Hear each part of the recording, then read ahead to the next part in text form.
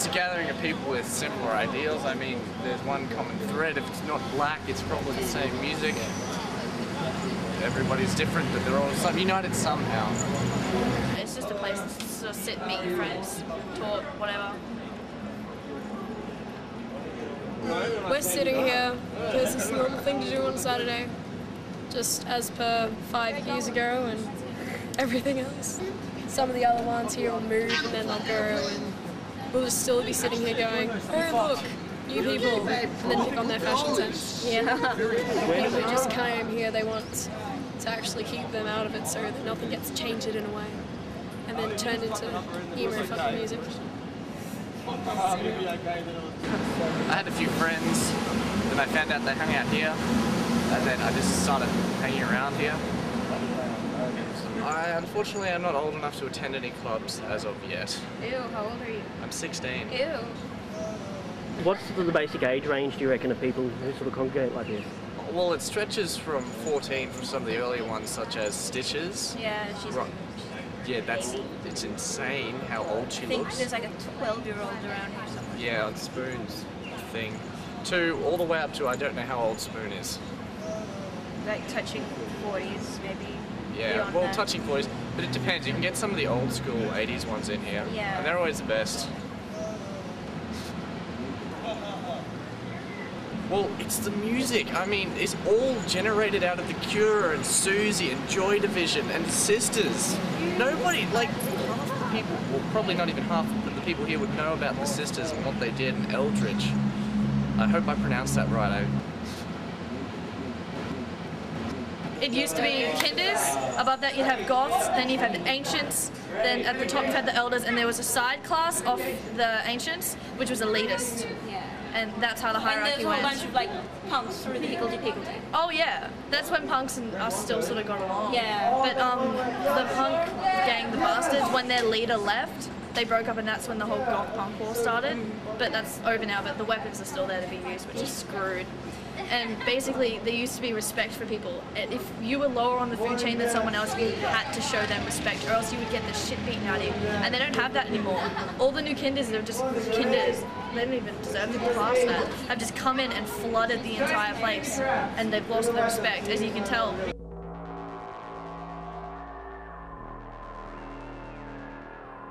Basically, there's been talk about getting a few ancients to come back and try and restore the respect that was lost.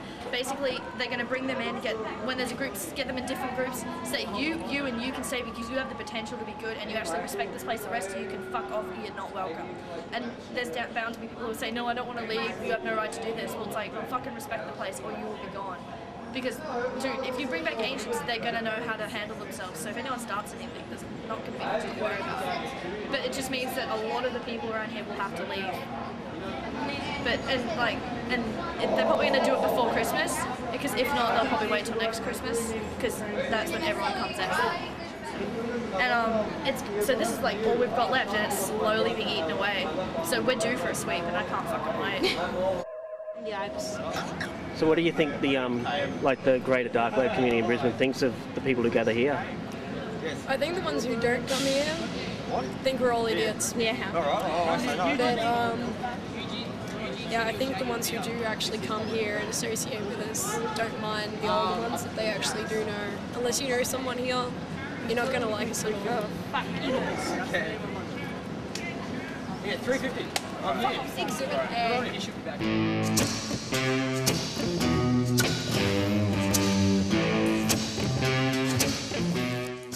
The Wretched Villains, as a live band, started in about 2002. That was our first show. Before that, I'd been doing some 4-track demos with friends. End of 2001, I started putting together a live band with Christian Catchpole, Adam McCarthy and Michael Bowser. We were introduced to Jason Logan, and he joined the band, and we started playing shows, 2002. First year we played a lot of shows. Second year we played even more. We pulled back a little bit on the third year. After the first year, Jason left and Peter joined. Peter plays guitar.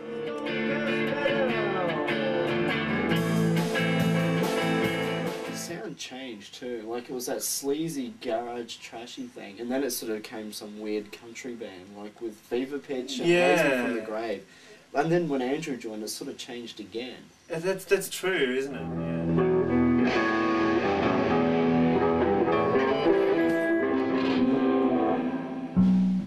We've released 5 EPs, I suppose, or 4 EPs and a single or whatever, I don't know. Our first CD was called 5 Jolting Tales of Horror. It was a collection of 4-track recordings that I had done. We released it on the very first day we played our first show. Then there was Raise Me From the Grave, which has, which is again 5 songs, and the single I Want to Lose Myself in You, which we're hoping is, it hasn't been officially launched, and we're hoping that's going to be a big deal for us.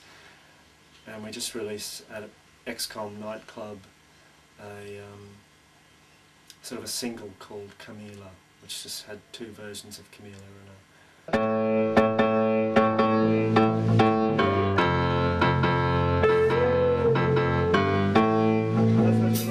Well, the Wretched Villains are about to release I Want to Lose Myself in You, and it's the sort of song that I probably never imagined I would write. It's big, it's bombastic, it's rocky, it's alternative rocky. Well, it's not that bad. And but you know, I mean, it is a good song, and we're actually hoping that, you know, it might lift our profile a bit. All right, let's do it.